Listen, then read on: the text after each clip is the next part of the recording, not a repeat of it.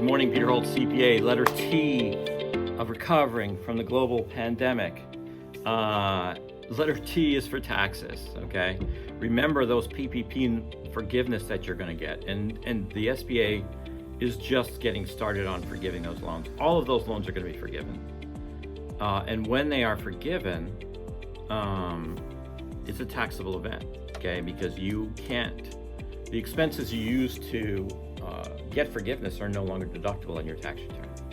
And the federal government will be checking on this for sure. There's no question about it. It's taxable on the state level, it's taxable on the federal level. So you're looking at a pretty good chunk of money, depending on how big your PPP loan, that's going to fall to your bottom line.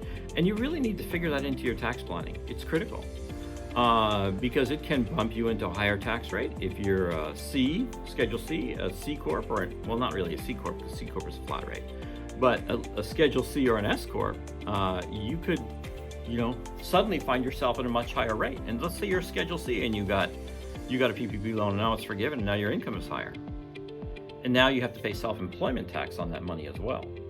So tax planning is always critical, but in this year, it's more critical than ever because, you probably took some hits. Most people did. Some were small, some were big, some people grew, We gotta always be mindful of the bottom line and what your tax impact is gonna be. You don't wanna be going into, if we are gonna be getting into a recession, although they're talking about another $2 trillion stimulus package, probably won't be resolved by the election, but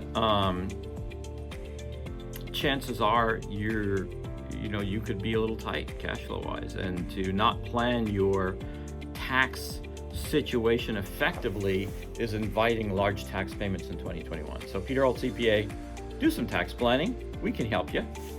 More money in your pocket.